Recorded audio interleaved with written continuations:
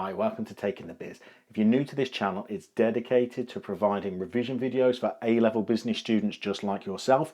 We've been asked a lot in the comments section beneath our videos for some operations management tutorials. We're going to kick that off today by having a look at some operations management data. Now, you could get asked to calculate these in your examinations, or you might get asked longer questions where you're asked to interpret the data. So let's launch straight into it. First measurement we can look at to do with operations is what's known as labour productivity.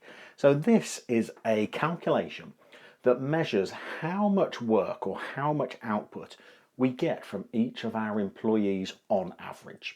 Now, it takes an average because some of our workers will get more work done in a time frame than others.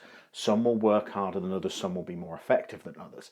But the organisation is keen to see how much work on average it's able to get from its employees.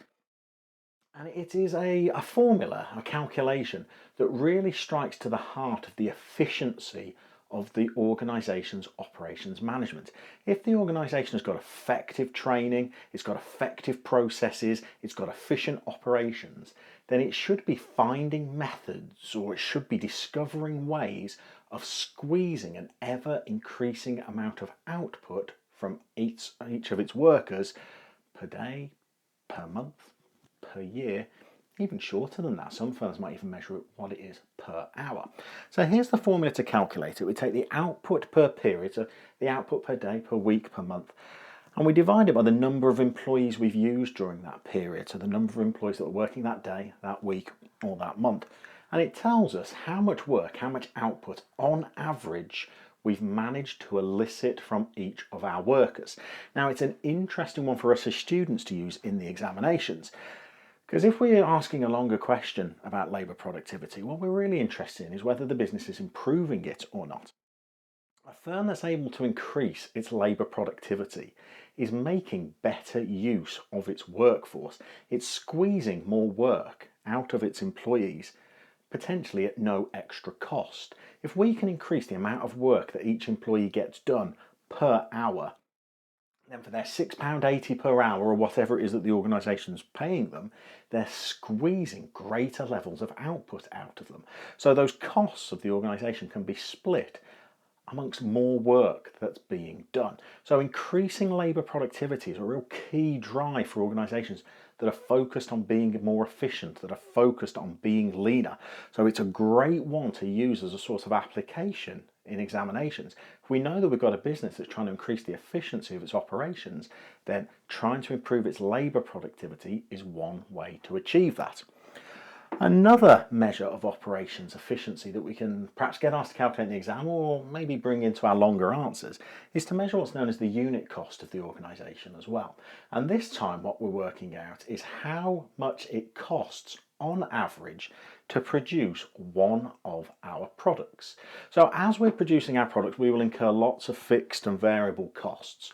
But what we're trying to calculate is how much does it cost us on average to produce each one. Now, we calculate the unit cost by taking the total costs of the organisation, the fixed and the variable costs added together, and we divide that by the units of output that the business has produced. So total cost over the number of units that we've produced tells us our unit cost.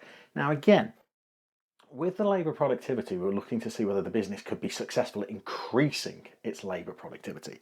Firms actually want to try and reduce their unit costs. So what they're doing there is they're bringing down the cost of manufacturing one of their units of output. And that is a very attractive proposition. First of all, if a firm can reduce the cost of manufacturing one of their products, then that gives them the opportunity to increase the amount of added value they have for that product.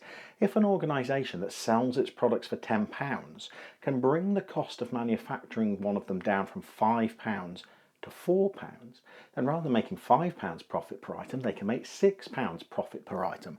So reducing unit costs has profit benefits for organisations. It increases the amount of value that they can add. But also, firms might be eager to try and reduce their unit costs because they want to try and increase their competitiveness. And again, if firms can reduce the cost it takes to produce one of their products, then they can also pass that cost saving on to consumers through the form of lower prices. So a firm might be able to reduce its costs of per product, per unit, and then reduce their prices accordingly to the end consumer, and that is going to make them more competitive in the marketplace. It's going to put pressure on their rivals, it's going to create added barriers to entry to deter new rivals, and it might also stimulate greater demand for their products, which might boost their market share, may even make them more profitable as well, depending on the elastic nature of their products. So we've got prompt labour productivity, we've got unit costs as well. Another key operations management measurement is our capacity utilisation. And let's remember what we mean by capacity first of all. A firm's capacity is the maximum number of products that it can produce in a time period. So we could say, what's the maximum number of products a firm can produce in an hour, a day, a week, a month, even a year? But capacity utilisation is an actual measurement of how close a firm is getting to producing at that maximum capacity.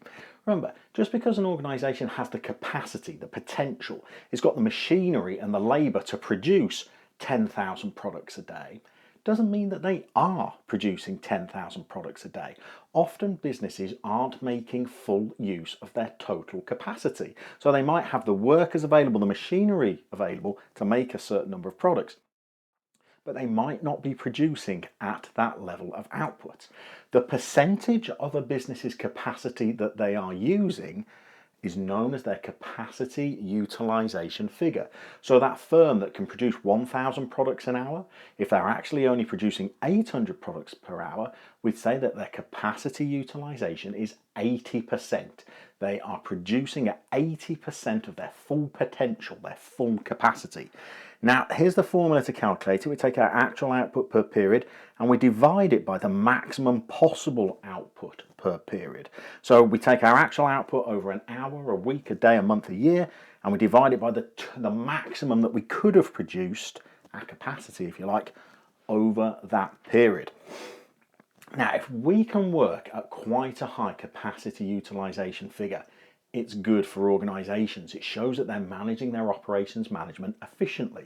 If an organisation is only producing at 50% of its maximum capacity, then it means it has a lot of resources that are essentially sitting idle and being wasted. It means it's got machinery that's going unutilised.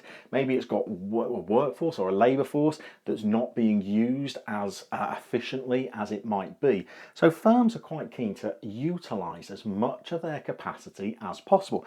Because remember, it's going to cost money to develop this capacity. They're going to have hired workers or invested in machinery and equipment. And if you're going to invest in it, you want to use it, you want to make use of it. So firms are keen to have a capacity utilisation figure as high as possible. Interestingly enough though, there are some perhaps drawbacks to running a capacity utilisation figure that is too high. If a firm is working at 100% capacity, it's working flat out essentially, it's producing the absolute maximum number of products that its resources dictate as its capacity, then that can produce a couple of little dilemmas or problems for the organisation. First of all, if there are any stoppages in the production process, if there's any breakages or breakdowns to machinery, or if there's any loss of labour for any reason, then the firm has no spare capacity that it can use to compensate for that. Now that's got consequences. That might mean that the firm ends up letting down customers, not meeting orders, not delivering on time. And when we're analysing our answers, that's got lots of negative consequences for the organisation. There's another reason why firms might not want to be producing at their full capacity, and that's because it doesn't give them any potential to accept one-off, last-minute, what we call special orders. If an organisation is operating at 90% capacity and it gets a call from a potentially new customer who wants to place an order, it might be quite a large lucrative contract, it may even lead to a more permanent deal, a more permanent arrangement where this customer might become a repeat purchaser. If we don't have any spare capacity, if we're operating at 100% capacity utilisation, we're going to have to pass up that order. We're going to have to say to our customer, sorry, our resources are already fully committed, you're going to have to go elsewhere. We're operating at 90% capacity. It might be that we've got the flexibility, we've got the capabilities to accept that order, which is obviously extra revenue for the organisation, but it might lead to a more lucrative, longer term contract that the organisation can profit from over months and years. So there's our three measures of operations data. As we said, got to know the formulas so we can calculate them in the exam. Also got to know what the results might mean for the longer answers. Hopefully that helps you out in terms of your revision. Good luck with your exams. For the meantime, keep on taking the biz.